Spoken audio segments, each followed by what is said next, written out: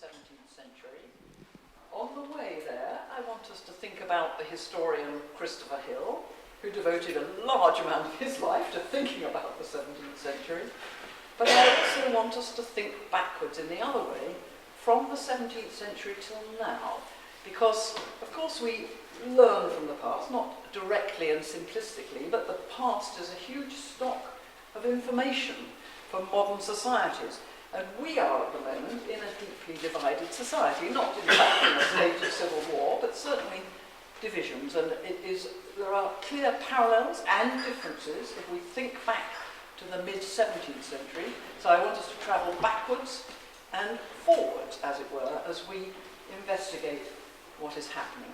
What I am proposing to do is to make a few preliminary observations about Christopher Hill, and then, of course, introduce our speaker. And at the end, as I'm sure you've noticed the glasses at the back, after questions and discussion, there will also be some collective sociability in which you're all warmly invited. Now, these memorial lectures in honour of Christopher Hill, what would he have said to hear this? You know, he was a very modest and reserved man, very eminent, but very modest. He probably would have been slightly taken aback, and I will give you one good reason. Here's my first slide.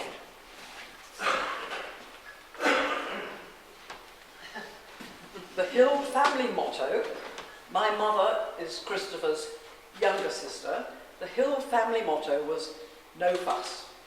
So Christopher said, "No fuss, I don't want to fuss." He was not the sort of academic that wanted people hanging around him saying, "Oh, gee, Professor, you're so wonderful." He was not like that at all. He was completely the reverse. Very reserved, very eminent, very dignified, although if you knew him well, he had a great sense of humour and was a very witty and incredibly well-read man. But anything on the 17th century he'd read often several times. Now that is a picture taken by me of Christopher Hill in his early 50s in his back garden in Oxford. And as you can see, he's about to speak to me. Guess what he's about to say? Don't take my photo, Penny. But I just had. But I didn't tell him. And you know, he was very modest. There are very few photographs of Christopher, and that is, I treasure that as a very nice and personal one. And in fact, I kept it in my archive for many years, but I have resurrected it recently when this lecture series started. I think it ought to be in circulation, and that is the man himself. Always reading. The cat was fonder of him than he was of the cat, but he was always sitting reading, and so the cat, you know, welcomed the laptop. And and there is Christopher. But the family motto was "No fuss." So he would be pleased. He'd be especially pleased that we're thinking about the 17th century, because that's what he really, really cared about. But he wouldn't be asking you to, you know, be fussing about him. And that was a really nice quality. He was an eminent man, but at any gathering, Christopher would be talking to the most junior student there. You know, he wouldn't just be talking to the senior profs and the dignitaries. He had no side whatsoever. And part of the reason for that is his family background. He came from, certainly from Yorkshire, proud Yorkshire confidence. He certainly had no provincial hang-ups. On the contrary, he was a proud Yorkshireman, and he was brought up in a Methodist household. So have a look at this next image, which hasn't been seen since 1925. In his youth, Christopher Hill collected, I found this just again when preparing for this meeting, I found this in my family archive. Why my mother kept it, I cannot imagine. But it's a big, big, stiff cardboard sort of presentation plaque to Christopher Hill, who in his youth, aged between 9 and 13, collected what you can see, Wesleyan Methodist Missionary Society. Now, I don't know how he would have done this collection. I'm sure he didn't go from house to house collecting in the evenings. I should imagine it was outside the Wesleyan chapel. The family went to chapel twice a week, twice every Sunday if the weather was poor, 3 times if the weather was good. They all rode on their bicycles. They were very fit and energetic. So he was brought up as a Methodist, and in his early youth, he found the Methodist worldview very, absorbing. It gave him a set of morality, it gave him a weekly timetable at the chapel on Sundays, and always no singing and dancing, well, they didn't sing and dance on other days, but especially not on Sundays. And also, Methodism gave a model of the universe and why it was there and where it was going. Now, later, in his late teens, Hill lost this faith. But again, we don't know much about this process. When he was a regular attender, he was not one that went jumping around saying, "The Lord is my saviour." So we have no idea if he had a deep inner spirituality or not. He never said so, but he certainly liked the Methodist worldview. But then in his late teens, after this, I'm sure he had no idea that this had survived, but in his late teens, he lost his faith. But again, he made no fuss and bother about it, particularly not telling his parents for several years, because they were deeply grieved that their brilliant and much-loved son was leaving the faith. So he was brought up in a world view, and he really appreciated that. And actually, the debates in the 17th century between all the religious and political radicals were meat and drink to Christopher. He loved all this. He was brought up in the nonconformist tradition, and he loved reading all these 17th century theologians. And he once was telling me there are 3 different versions of the soul-sleeping heresy, which is a particular heresy. Would I tick them off, Penny? Oh, goodness, yes, Christopher, rushing for my notebook. That he really was absorbed in all this.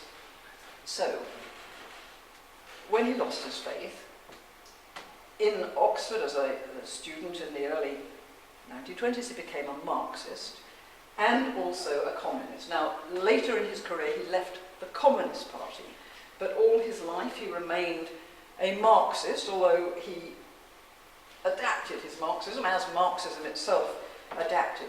But what he liked again about Marxism, it was a worldview. So this is my last slide for my own introduction. He was questing for a holistic vision.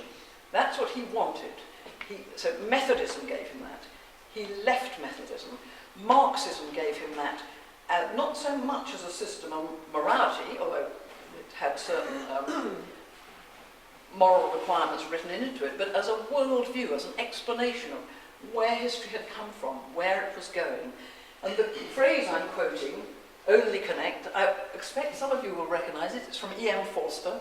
It was written in the early 20th century, in fact, about the time that Christopher was born. And it comes from Howard's End. But Christopher loved that phrase, "only connect." He quoted it many times. In fact, I heard it many times from him before I realised it was from a literary source. And there is the source. Only connect the prose and the passion, the sort of the hard work and the passion, the emotions and the intellect together. Only connect and both will be exalted. Live in fragments no longer. And he did not want to live in fragments. And all honour to Christopher. Again, I'm not a hagiographer for Christopher. We disagreed on matters of politics and history, but he lived a whole life. His life and his teaching and his research and his personality all fitted together. It was an absolutely admirable life, well lived.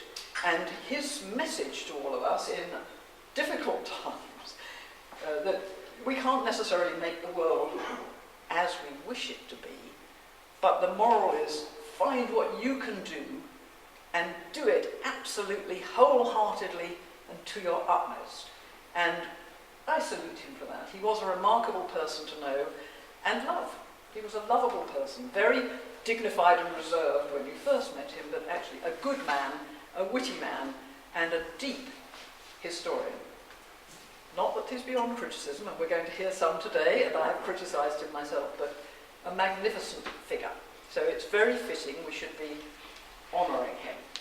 Now the lecture, I put this up while I introduce our lecturer of the day, and I've got a comment to make about that image, which is a very fascinating picture of the trial of Charles I, when he was put on trial as a traitor to his people, just as a prelude to his execution in 1649. But however, it's Norah Carlin who's going to tell us about this, a colleague from Middlesex University, now retired, living in Edinburgh, a Scot in origin, someone who has marked views on the state of history and modern politics, and is a critic of Christopher Hill from the left, whereas, of course, Christopher was used to spending his life being criticised from the right.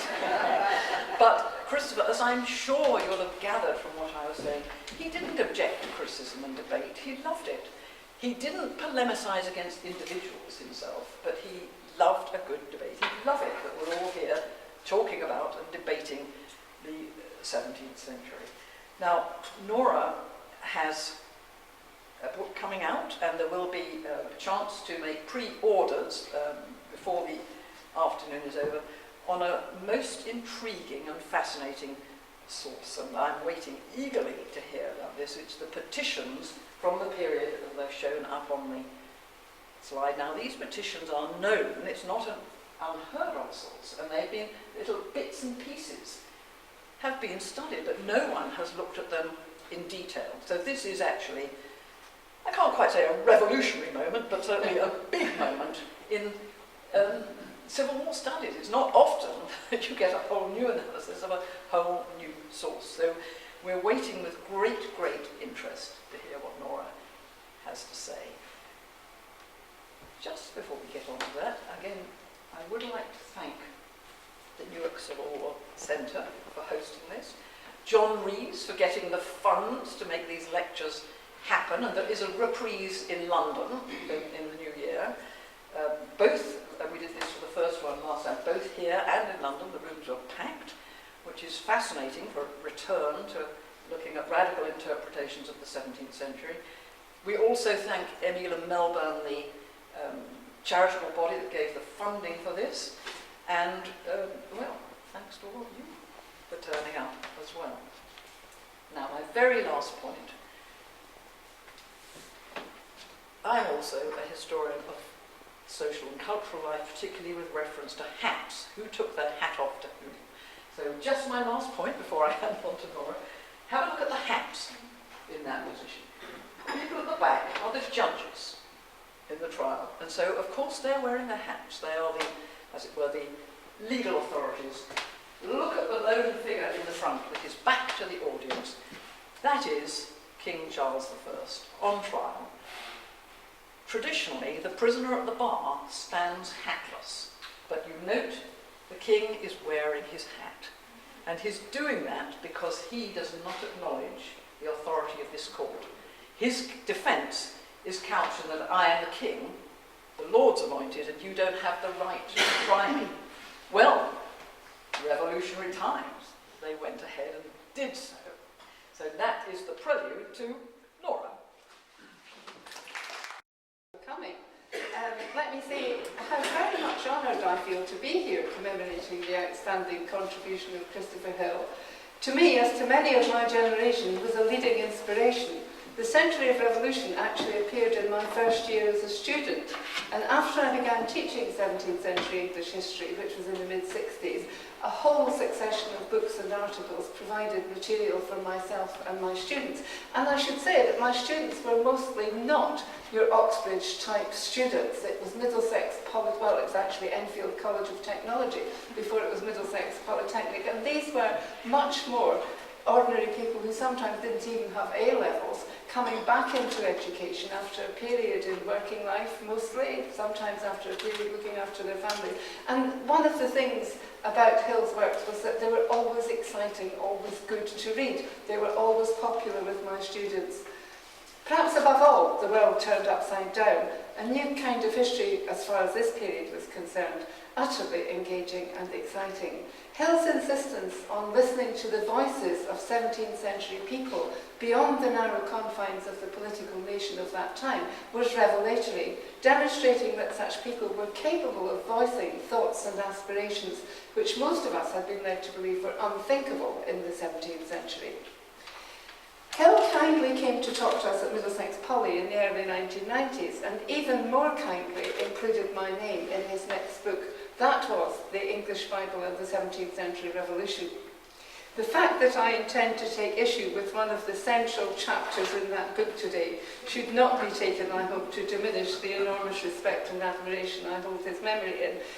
I will add, I seem to remember a time when I wanted to be the next Christopher Hill.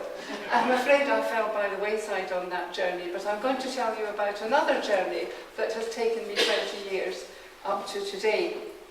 The motivation for this came from a conference at Birkbeck in 1999. It was round about the 350th actual anniversary of the death of Charles I. I had been invited to talk on the alternative revolution, the radical one that failed at that time, which I duly did, basing it on the well-known large petition of the London Levellers that was submitted to the House of Commons on the 11th of September 1648, and some of those which followed it with similar demands for far-reaching constitutional, legal and social reforms. My paper was followed by one from the late Barry Coward, who argued strongly and quite emotionally that the revolution of 1649 was not based on political ideas as we would recognise them today, but on religious fears and superstition. Purging the nation of the guilt of civil war by killing the one person responsible for it, Charles Stuart, that man of blood, had come to supersede all other considerations in the minds of those who carried it out, and above all, in the minds of the soldiers who were supposed to have demanded it. I knew, of course, Patricia Crawford's 1977 article on which this and later in Hill's chapter was based. It centred on the man of blood rhetoric said to have come to the fore at an officers' prayer meeting held at Windsor on the eve of the Second Civil War in April 1648. The atmosphere at this meeting was described very vividly, the moaning and weeping as army leaders repented of their previous approaches to the king by the soldier William Allen, who had been present. The main problem I have with this is that Allen's account was not written until 1659, 11 years later, in a tract primarily aimed at preventing negotiations with the future Charles II. History repeating itself, Allen thought, this was a mistake that we were about to make last time, but we got over that.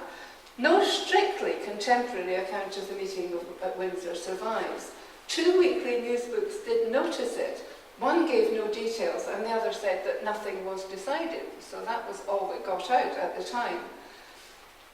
Like all sources, Allen has to be treated with caution, but I found to my considerable shock in 1999 that this one has been treated with great recklessness by many historians. They have purchased wholesale Crawford's conclusion that to many officers and soldiers, blood guilt was the decisive factor in the formation of policy, and that being convinced that Charles was a man of blood, they demanded his trial and execution. Crawford's suggestion here should, to my mind, properly be regarded as a hypothesis rather than a fact, open to testing by reference to the sources. Her article cited only 2 of the many petitions from soldiers before the Regicide, one of which doesn't take up this theme at all, and one from 1650. And other historians have been willing to generalise about these unread sources to a startling extent, mostly unread sources. Sarah Barber in 1998 attributed to the soldiers a vicious regicidal attack homing in on Charles as a person. Diane Purkis has asserted that for the soldiers, the former king, which he never was actually, he was never deposed, was now Charles Stuart, the man of blood. And Clive Holmes more recently states as fact that the language of Charles Stuart, the man of blood, dominated the army petitions. Hill himself wrote regiments petitioned for the prosecution of the man of blood, and he concluded, in a rather regretful tone, I think, that the sophisticated democratic and constitutional theories of the Levellers perhaps counted for less with ordinary 17th century people. The potential of this argument for breaking connections between the past and the present, a subject which Penny has already introduced, worried me, but above all, it was not what I had read in the petitions that I had seen. So I formed the crazy ambition of finding and reading them all, with as much context and background as I could find for each. Many people in the 2000s tried to persuade me that they were all fakes, so this was something I had to take on board. I had to prove to myself that they weren't fakes. It was crazy because a contemporary news book said hundreds had been printed. That was a great exaggeration, as it turned out. And so was the advent of early English books online. Ebo, if you don't know Ebo already, you will sooner or later. It's a wonderful resource, and especially after I moved away from London but wanted to continue with this research. But I also went in search of manuscripts and local backgrounds in the British Library's manuscript collections, visited archives in Wakefield, Hereford, and the House of Lords. And yes, I dirtied my hands with the Commonwealth Exchequer papers in the National Archives, which John Morrell once advocated as the necessary mark of a real historian. I've written it all up in this book, which will be published in January, but you can pre-order it. But the most important part of the book is not really my contribution, it's the petition texts themselves in all their wonderful variety. These are the voices of ordinary 17th century people, mostly individuals, mostly not as individuals, but in collectives, officers and their men, citizens, grand jurymen, congregations, and circles of those who defined themselves as the well-affected in their localities. So how many petitions were there, actually? I found, after some serious sifting, 64, which I regard as authentic. Though one of them is said to come from a non-existent place, the county of Ware. I hope to solve that riddle. I've had a new thought about that 2 days ago, but I wouldn't tell you what it is now. All except the last in the book were written between the start of negotiations for a treaty between Parliament and Charles I at Newport in the Isle of Wight in early September 1648 and the execution of the King at the end of January 1649. 20 were addressed to the House of Commons by the well-affected in counties, cities, 1 regiment and 11 garrisons. All but one are actually noted. Their being received is noted in the Commons Journal. Without the content, but often with the full answers given on behalf of the House. Editors and publishers of the popular press, about which Jason Pesey especially has written very, very extensively, were naturally eager to get hold of the petition text because this was news, it happened in Parliament. And all but one duly appeared in print, in weekly news books or one-off pamphlets or broadsides, that often included the Commons answer very accurately, and this suggests to me that they did have reliable sources. Both manuscripts and printed versions survive for mutual comparison in only 7 cases, which is a pity because the ones that do survive in those 2 forms are very interesting. More than twice as many petitions were addressed to Thomas Lord Fairfax, as he now was, Commander-in-Chief of all the parliamentary forces, and from early November 1648 to the Council of Officers of the new... It wasn't the General Council that had met with agitators included in 1647. It was now officers only, but it met more or less continuously from the 7th of November when it started at St Albans and then moved to Windsor and to London. And as the petitioning movement grew, they were addressed to the Council as well as the Lord General. 17 full regiments petitioned as regiments, but as others or parts of them were present in petitioning garrisons, at least some soldiers from all but 4 of the New Model Army's 24 regiments took part. Several garrisons petitions also claimed the support of sympathetic locals, and in the weeks after Pride's Purge, a number of supporters in localities addressed their concerns directly to the army, which wasn't unique. They had done that in 1647, first of all, but it's quite unusual, seeing that Parliament had been taken over by had been purged on the initiative of the army. They decided that the army was the power to appeal to, and there are 10 of those. 2 petitions also came from 4 ships of the Navy, which caused me to go back and rediscover the actual history of the naval revolt of 1648, which was not nearly as big as most historians take for granted it was, because they've read fake news about it. And I'm delighted to see the exhibition upstairs called Fake News. Well, I could offer lots more examples, and I'll come to that. But because the army records are far less complete than Parliament's, these petitions are harder to authenticate.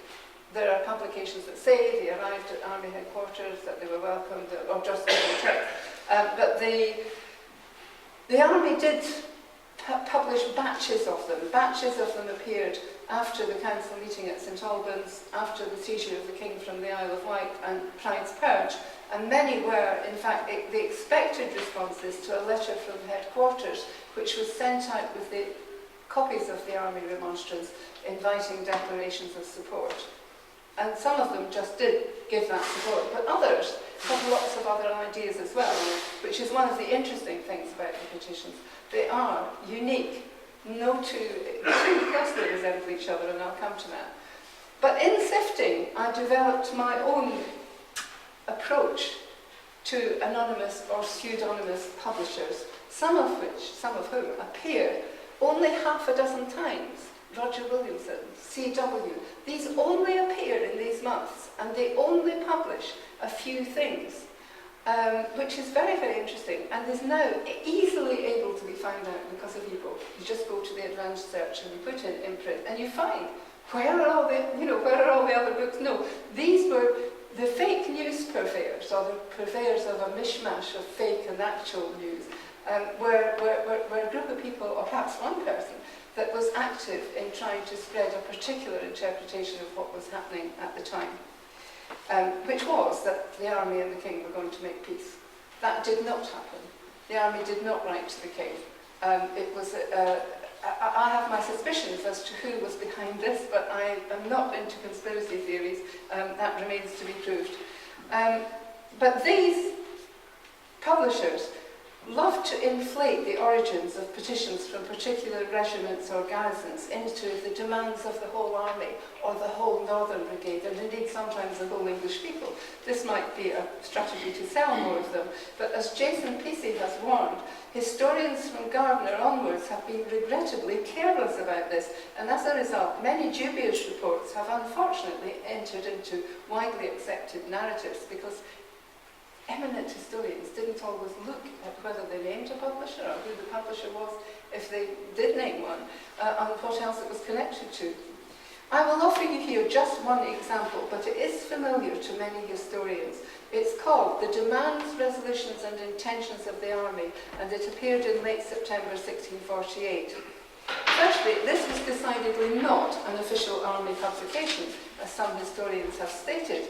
It names no publisher or printer, and its title page gets Oliver Cromwell's rank wrong, calling him Major General rather than Lieutenant General. The publisher claims it was sent by a great commander in the army and ordered to be published in the name of the rest, though I think any officer who followed such a procedure would surely have been in trouble with his superiors. On careful examination, its clauses, which mostly come from the large petition, some of them cut down, can be seen to include the abolition of tithes without the original's mention of compensation for the private owners of tithes that had been seized by Henry VIII and sold off to landowners. The now widespread belief that its author was Henry Arton, whose lengthy arguments for private property at Putney and a state church at Whitehall are well known, is surely unsustainable, but it does continue to be said. For these reasons, that pamphlet does not appear in my collection, nor do a number of others that claim to represent the views of the whole army before the remonstrance, the 16th of November 1648, 371 years ago today. To return to those that I do accept, the petitions from outside the army are identified by their county or city of origin, most claiming to represent not an entire community, but those well affected to Parliament's cause, the honest inhabitants, or divers of the inhabitants, ministers and gentry of their county. In a few cases, the petition comes in the name of the grand jury of a county or the corporation of a city, bodies which traditionally represented their community, like local parliaments really, and by this time were firmly in the hands of Parliament's supporters. The records of the meeting of the Common Council of London for 13th of December 1648, following a purge of pro-treaty electors, which is a very interesting process, which I've described in a background passage, give a very full account of the Council's meeting, of how, after the departure of the Lord Mayor and Alderman, the councillors considered a draft petition brought before them for amendment and approval, and it just so happens that this text had already been printed and does survive. And that is a very, very good occasion for comparing the original form of a petition with the form that it became after comment and amendment. Many of the regimental petitions include the names of officers signing for themselves or on behalf of their men, some explicitly mentioning meetings or the consent of their companies or troops. In the case of Lambert's brigade, that's 3 regiments that took over the siege of Pontefract when Cromwell left in early December, very full minutes of the meeting that discussed their petition survive in the West Yorkshire archives. Objectors' names recorded, officers who weren't present given the opportunity to comment, and the beginning of the text that was actually agreed, which corresponds to what was published. I don't think that the publisher invented the rest of it. I think the scribe, it's very interesting when you're reading 17th century documents. I think the scribe was getting tired because he, or possibly she, was crossing things out and going back to them. And so I think that there's no reason to doubt that the whole of Lambert's brigade's petition as published is authentic. The names of 6 of Ireton's officers were published with their regiment's petition, while 17 autograph signatures survive on a letter sent to Cromwell by his own officers with theirs, and the list of 18 of Overton's survives in a single hand. With very few exceptions, all the new model officers named, and I haven't counted, you can see I'm obsessed with counting, but largely because it's very difficult to generalise. I've never counted the number of officers named, but almost all of them, senior and junior, are now identifiable from Malcolm Wanquin's invaluable listing of the officers of new model regiments. That is an amazing work that must have taken him even longer than my work on the petitions has taken. Outside the new model, in the regional armies and garrisons, identification can be more difficult, but work on these is increasingly appearing. Cromwell's physician, Dr. George Bate, claimed that the army leaders deliberately agreed to suffer the common soldiers in their bands and regiments and officers of lesser note to have their private meetings and to frame petitions, though many people found it hard to believe these regiments' colonels were not the actual authors.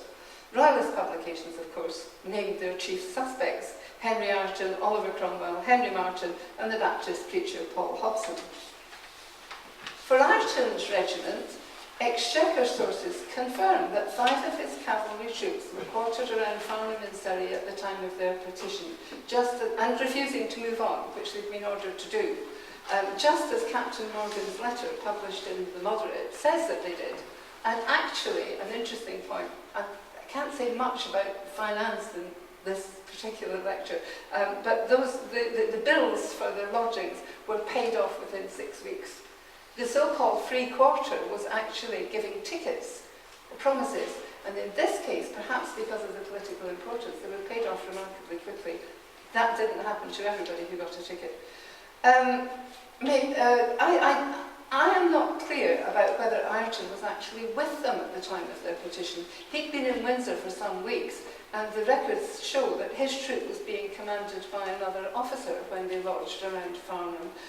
Maybe he just didn't share their lodgings, so you wouldn't expect him to. All the surviving lists of subscribers are copies, whether in print or a single manuscript hand. A few claim the support of hundreds or thousands, never hundreds of thousands, but the Leveller's large petition was credited by someone else, a member of Parliament it seems, with having 40,000. Not altogether incredible for the metropolitan area at this time, though John Lilburne, of course, is known to have said that the point of collecting signatures was not the number, but the process of informing the people of their liberties and privileges. The Nottinghamshire men who sent the petition to Colonel Hutchinson with 309 names just before the King's execution apologised for the number being few for lack of time. The longest lists of names surviving are 2 copies of 1,135 on the January 1649 petition from Kent. I haven't counted them, but Jacqueline Niels has. Thank you, Jackie. Most interestingly, one of the two surviving manuscript copies of those lists, and they're not in the same order. It's extremely difficult to compare them because they came on sheets which were in a different order when they were copied. And there was another copy around in the 18th century as well, which appeared in print. And again, it's difficult to match the names, which I, taking an overview, I'm not going to try to do. But one of the manuscript copies, the Tanner manuscript in the Bodleian, has marginal comments noting which sections were subscribed by the party's own hands, the others being copied onto single sheets. And that was about 47% as they were presented to Parliament. All the petition texts except two are unique. They may share terms of phrase and formal demands, but only Harrison's and Cromwell's regiments' presentations are nearly, though not quite, identical. And that's interesting because I've repeatedly been told, but, these two are identical. But when you look at them, particularly what they say about the king is different, the order of the clauses is different, there is an addition about the need for horses and the way to obtain horses at the end of Harrison's, which makes more sense as having been added rather than as something being cut by Cromwell's. And a letter from Harrison's officer says that it was actually made at Wakefield. The petition was made up at Wakefield a few weeks earlier. The compositions may show individual eccentricities or unusual turns of phrase that suggest a document drafted by one person before being agreed by others. I mean, this is a common procedure nowadays as well, with or without amendments when they are reviewed by a group. While inconsistencies and even incompatible demands in a petition, features that to this day would invite the comment, well, that was composed by a committee, are more likely to reflect traces of argument and compromise than the indecision of a single person such as Henry Ireton. To turn to the contents, which I'm sure you're all waiting for, first of all, how much is said about Charles I's blood guilt? Not a single petition uses the term man of blood, nor do any of them use the king's personal name to diminish his status. Over half call him simply the king. Two even slip in his majesty, and the one that referred to him as Charles Stuart King, etc., came so late that when it was printed it had to be Charles Stuart late King, etc. This was also that was the Kentish petition of the 9th of January, was one of the only two to invoke the biblical text, he who sheddeth man's blood, by man shall his blood be shed, the justification for capital punishment. There are other justifications, but that actual text occurs in only two of them. A few use circumlocutions like our capital and bloody enemy, the capital offender, or him who sits on the throne. References to those Old Testament examples of fatal leniency towards bloodshedders that appear abundantly in contemporary pamphlets and sermons are remarkably few, just one each for the stories of David and Absalom, in which it is pointed out that Absalom had curly hair. I think that the contemporary parliamentarians would recognise who that was directed at. Jezebel, Ahab, and Saul and Agag, though many other biblical quotations are scattered throughout the text. But historians have discussed those ones. The soldiers weren't particularly interested, soldiers and other petitioners were not particularly interested in those ones. Around 20 petitions do claim that the bloodshed in the civil wars has polluted the land or requires satisfaction to placate God's anger. Half of these name the king as the chief culprit or identify him inclusively. For example, all the guilty from the king to the meanest subject. The rest, which take up that theme, avoid naming him altogether, but call for the punishment of all wicked incendiaries, sundry treacherous and implacable enemies, or eminent offenders. I don't, by the way, regard the expressions all from the highest to the lowest, or justice without respect of persons, as necessarily including the king, because there were alternative candidates for the highest. Most notably the Duke of Hamilton, who led the Scottish engagers into the Second Civil War, and other royalist leaders who are often mentioned as other targets in the petitions. The call for the shedders of blood to be brought to justice is actually almost universal in the petitions, but what that means in terms of penalty is rarely clear, except today, sorry, no, even today, it would be understood differently on opposite sides of the Atlantic. When an American leader says these people must be brought to justice, we know he or she means capital punishment, but not in European countries. And I'm not sure what it meant at the time. And trying to discover by the context and the other things that are in each petition has been very illuminating, because it's clear that it was, in a sense, an evasion. Certainly what it means is that Crawford's statement that they demanded Charles's trial and execution is not true. They demanded Charles's trial. They did not demand his execution. It's very hard to persuade myself that any of them actually demanded his execution. The objection of the London Levellers, like that of most petitioners during the first wave, the first month of the Newport Treaty, was to the whittling down of exceptions to a general act of oblivion. Though the large petition also recognised that royalist war crimes were all by commission from the king.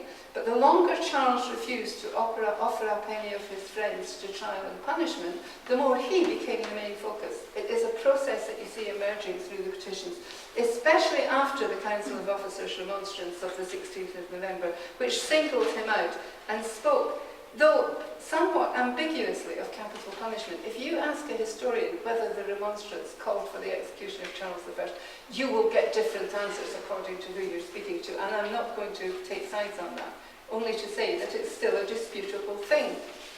The language of the garrisons on Tyneside is unique, and it is quite frequently quoted. They claimed that the bringing of other instruments and incendiaries to condign punishment while the grand delinquent is untouched would not be an acceptable sacrifice to the justice of God. That is quite unique. You don't find that in any other petition. The regiments of Scroop and Sanders framed their demand for justice differently in terms of retribution. And this includes capital punishment, because they urge that all, from the king to the meanest subject, who by their swords have made many mothers childless and children fatherless, may, as to a sufficient number of the principal actors, have their children orphans and their mothers childless. And that idea of capital punishment as retribution is still with us today, and I guess that's more on the opposite side of the Atlantic than this one. But the vast, oh yes, Bristol. I've got a quotation from Bristol about the king. This, which I've got on a subsequent page. Give me a second to find it. Yeah, because this is the only passage that I would say is personally vindictive about Charles I as a person. It accuses the House, Bristol's petition, which is addressed to the army, accuses the House of Commons of esteeming the effusion of the most excellent English blood to be but a just homage to his lusts and tyranny, and all their unhappiness to be but an equitable tribute to his will and pleasure. But the Bristol petition is written in florid language, and I'm going to quote more of it later. Sorry. The vast majority are far less explicit. A number of petitions allow for the possibility that the king may be acquitted of at least some of the charges against him. Some explicitly invoke the sensational list published by Parliament in February 1648, which included the accusation of conniving at the murder of his own father by Buckingham and prompting the Irish Rebellion of 1641. And we need to remember that these charges were not abandoned until the eve of his trial. The Leicestershire petitioners seem to think that surely he's not guilty of all of these. Urged Parliament not to go on to treat before full and exemplary justice be done upon the great incendiaries of the kingdom.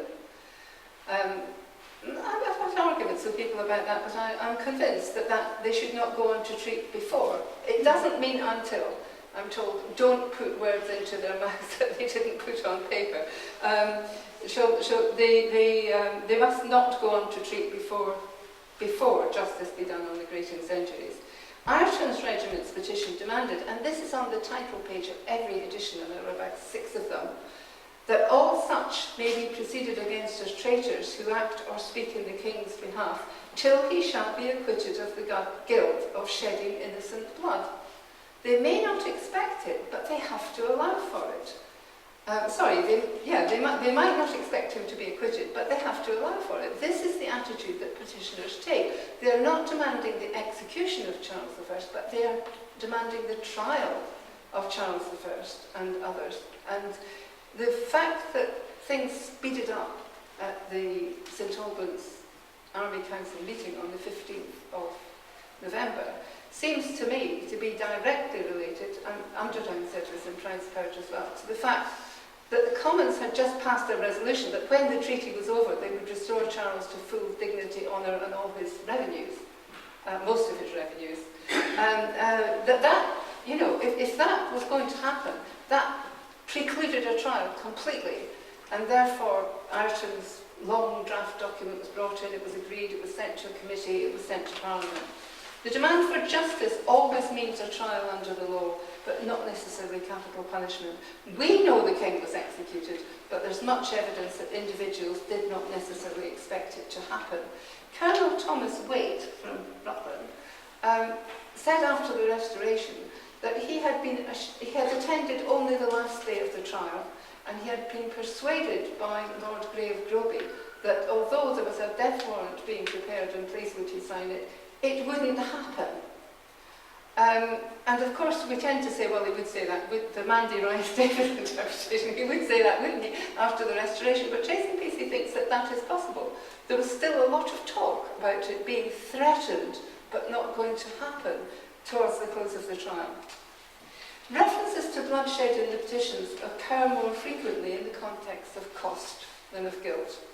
Wally's men, for example, challenge as ours and the kingdom's due, twice bought with our blood, the just peace and settlement they've fought for. And the Northumberland Horse Regiment declare, we challenge as the price and purchase of our blood, our own inheritance and birthright, the long, long list of reforms that they set out in their petition. It seems to me the soldiers' conviction that they had fought a just war called on by Parliament to fight for specific aims was unwavering. It's possible that some of them thought the guilt might turn on themselves, but more if they didn't achieve anything than if the king wasn't executed. And it was reinforced by the king's expressed willingness at Newport to absolve Parliament from all blame. I was writing this sometime in the last 2 years when the expression was nothing was agreed until everything was agreed. And look what happened to that one. That was Charles's position. He had agreed it pro tem, but nothing was agreed until everything was agreed. And the minute he was taken from the Isle of Wight, he started writing that he was not guilty. If justice was the watchword against their enemies who had spilled innocent blood, liberties and rights signalled their demand for satisfaction commensurate with the miseries they'd been through in parliaments and the people's cause. I think Diane Perkins hit the nail on the head when she wrote that to the soldiers it would be simply unbearable if nothing were to change. What was it all for? That is a very strong feeling in the petitions, and especially in the Second Civil War. The Second Civil War really, really angered soldiers and parliamentary supporters elsewhere, who said Kent, for example, had seen virtually no military action in the First Civil War. It was the focus of military action in the Second Civil War. And they were staggered by the reality of it. And the petitions show that. There's a lot of anger about the Second Civil War.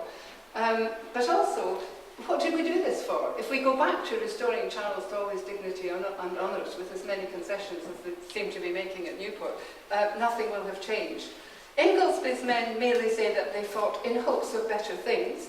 Lambert's brigade reminded their leaders of Parliament calling on them all as they tendered their native rights and freedoms to rise in arms for their defence. And Fleetwood's expect some satisfaction for their services and former losses and a settlement of the kingdom in their birthrights and privileges. Meanwhile, Scroops and Sanders's claimed that the liberties and birthright of the people were purchased by the loss of their estates and blood. And Rainsborough's, at greater length, but I think this is worth reading out in full, what they say is that if the utmost purchase of the loss of so much precious and now declared righteous blood be only a liberty to treat with our capital enemy, whether, with his dissembled consent, we shall enjoy these liberties that the sword of the Lord and the sword of his people has wrung from his bloody hands. If so, we are consigned to the most fruitless employment, to be always fighting for that we can never obtain. A group of officers in the north in September feared that the threat of a treaty meant that the blood that hath been spilt, the conquests that God hath crowned us withal, the treasure and wealth of the people expended, is all upon the point of being rendered vain and of none effect. That expression, blood and treasure, by the way, is still occasionally used in parliamentary language. It's very strange. You would think blood and money or blood and resources, but no, blood and treasure still crops up. If you do a Google search, you'll find it in Congress and in Parliament. The joint petition of the 3 regiments, read at St Albans, recalls that since they engaged in the King's forces in judgment and conscience, and that's quite a repeated phrase in the different petitions, they engaged in judgment and conscience to preserve the nation from slavery. They hoped that by now the Parliament would have executed justice upon the public and grand enemies thereof, and immediately have settled a just government, under which every man's freedom, right and property might have been preserved. This much feared slavery, being the opposite of freedom, is a favourite expression throughout the collection of petitions. Historians of ideas are familiar with, I think Quentin Skinner once wrote an article on it, and mainly critical of this feature of 17th century discourse on liberty. It may be unsophisticated, but it was very, very widespread that there's an opposition between freedom and slavery, between tyranny and enslavement. What was I going to insert here? Yes, I have 2 examples here. I hope I'm going slowly enough to include all my examples. Inglesby's regiment wanted sufficient caution and straight bonds to be given to future kings for preventing the enslaving the people thereof. For preventing the enslaving the people hereafter. The petition of several regiments demanded that limits be set to bind kings for the future, that they shall not have power to enslave the people by tyranny and oppression. There were a couple of more sophisticated comments on monarchy and the need for it or not. Hewson's regiment uniquely advocates a Venetian-style oligarchic republic. They must have had a good speaker who convinced them of that at their meeting. Not anything like the Levellers were demanding the sovereignty of the people, but an oligarchy of good men to run the republic without a king.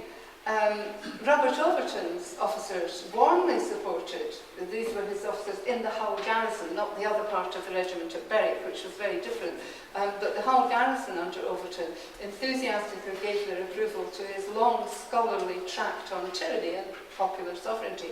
And Overton actually, like his namesake, but not known relative, Richard Overton, raised the problem of sovereignty of the people or sovereignty of Parliament, as the Levellers repeatedly did. A prisoner of Robert Overton's at Hull was Sir James Turner from Midlothian, and he wrote, he was a royalist, he had fought with the engagement army, and he wrote that, that Robert Overton was an excellent scholar but a bit pedantic, and the text shows it. It is the longest of the texts in the collection. But since the officers wrote very warmly in support of it, I regard that as one worth considering part of the collection. It will readily be seen from these examples that the language of politics, above all parliamentarian politics, as disseminated in Westminster's frequent publications justifying its actions during the Civil War, is very far from absent from the petitions. But to what extent do more radical political ideas appear? I'm reluctant to go through the text, as more than one historian has done, counting as Leveller petitions every text that merely mentions the 11th of September large petition, among others that have inspired them. I mean, it was a formality. As the months pass, the large petition's call for justice against the king and the other guilty men comes more to the fore, as I've said, but its admirers also continue to highlight its other just and reasonable desires, from Portsmouth, or its proposals for making all jurisdictions just and legal, duly limited and ascertained against tyrannical and arbitrary power. That was Waller's Brigade from the west of England. Recognition of the Commonwealth as supreme power in the Constitution, and also a more equal electoral system. The more equal elections is the get out from actually having to discuss who should have the franchise and who should not. Very wisely, the petitioners generally asked for a more equal system rather than anything specific. And also the use of English in laws and in the law and in the courts. That is a much repeated demand. The Wiltshire petitioners believed that without the foundations of government held forth to be established and oppressions to be removed in the large petition, it will be impossible for this honourable house to settle this commonwealth in solid peace and true freedom. This is a petition that can now be linked to the involvement of individuals such as John Reid, in what John Reid has helpfully described as the outer circle of the Leveller movement in Wiltshire, which was also present in the South Coast ports and garrisons. As an unknown copy of the Wiltshire petition with 21 names on it has appeared in a source that Ebo didn't get. And so I have written about as much as I can about those 21 names, one of whom is John Reid. The Northumberland Horse and Walton's Regiment, which was stationed at King's Lynn in Norfolk, don't actually mention the large petition or provide direct evidence of Leveller involvement, but they both constructed their own long list of desirable reforms, including many of those in the large petition, but also some, like the restoration of border tenure in the north and the death penalty for exporting wool, respectively, of local or regional significance. King's Lynn is in Norfolk, where the cloth industry was a huge employer. Finally, to return to religious language in the petitions, given the close relationship between religion and politics in 17th century Western Christendom, it's less surprising to find the name of God invoked in the vast majority than to find that 3 petitions don't mention God at all. Though one of these does mention the devil's instruments, so they may be assumed to have shared Christian beliefs.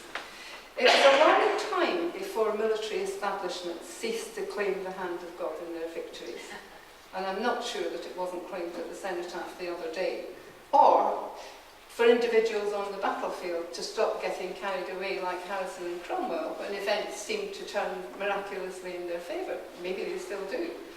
While evidence of the serious religious fears and superstitions surrounding bloodshed that have attracted most attention is found in relatively few texts, a large number give little more than the required nod in the direction of the divinity. By the grace of God, we have been victorious. Why are we throwing it all away?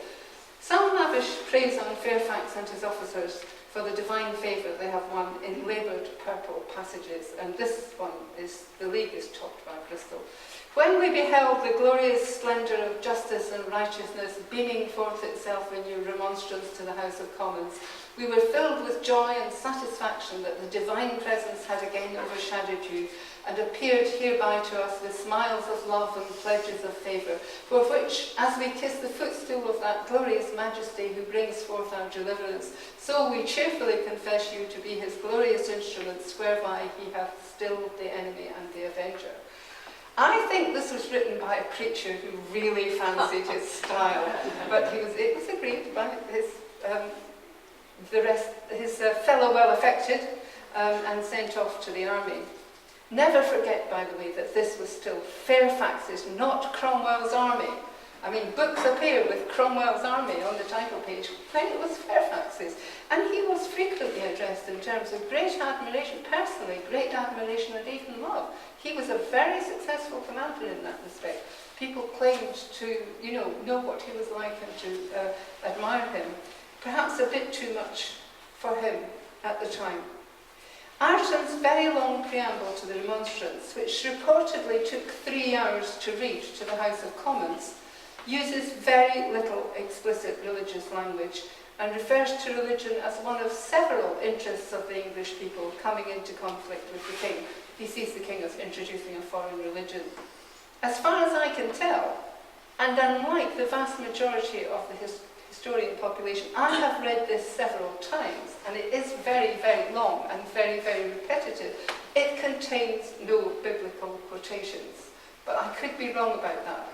I'm quite sensitive to biblical quotations. My upbringing was actually Catholic, but I have Hill's enthusiasm for tracking down all these ideas, 3 different versions of one heresy kind of thing.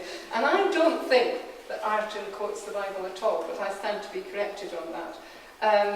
The Specifically, religious grievances with demands for freedom of conscience and the abolition of tithes appear in half a dozen petitions each, and a background of independent or sectarian congregations, especially Baptist ones, seems to be a factor in many more.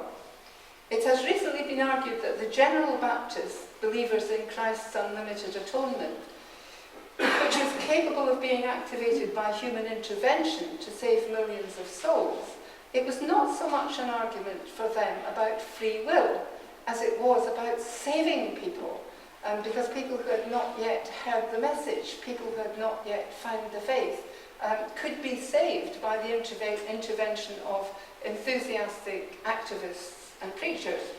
And it's recently been argued that this general Baptist theology warmed particularly to leveler ideas. And that's why I write it in the Baptist Quarterly, by the way, not coming at it from the leveler angle, but the other way.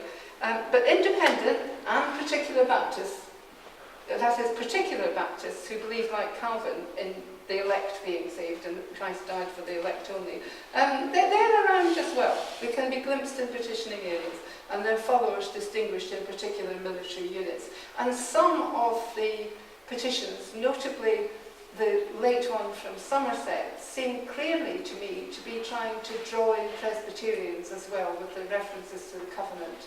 And in many of the petitions, the background suggests a drive for unity.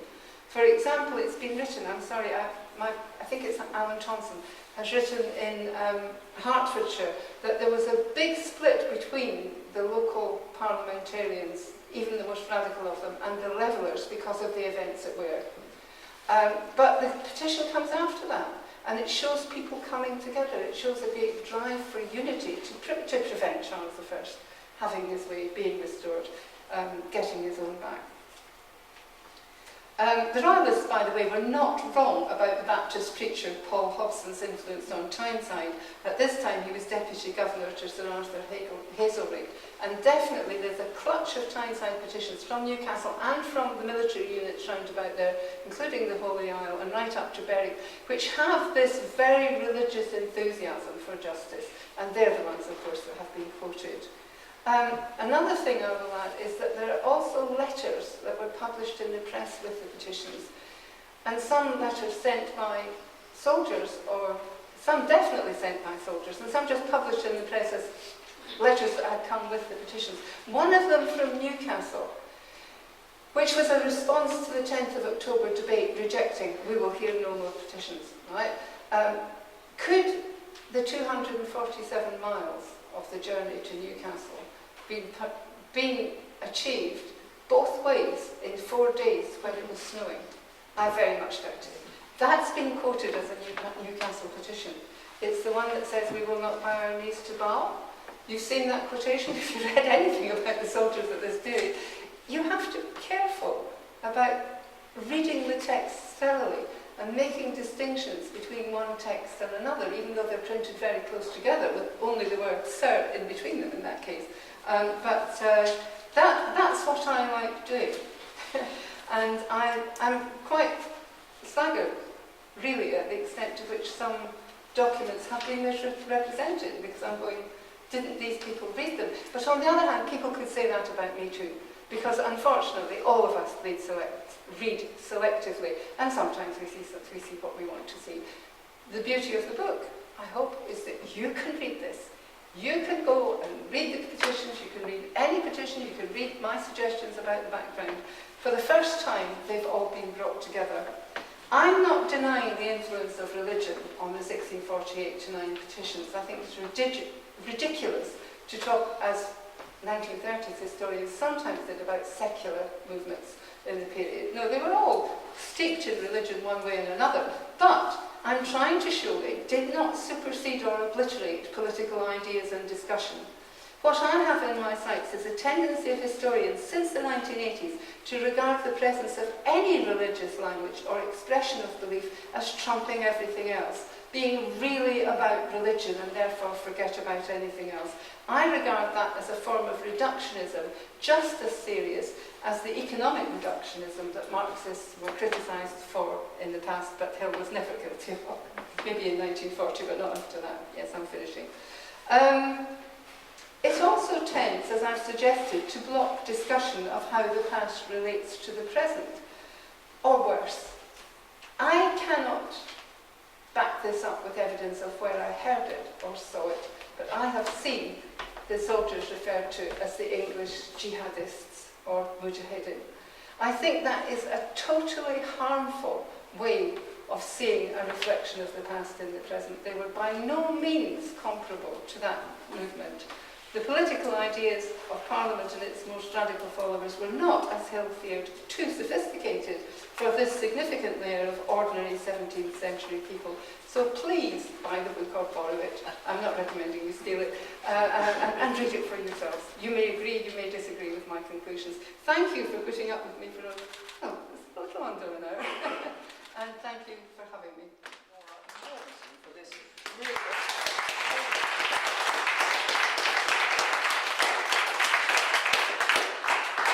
And now the meeting of the people must go to the back of the room and share ideas from the 17th century till now.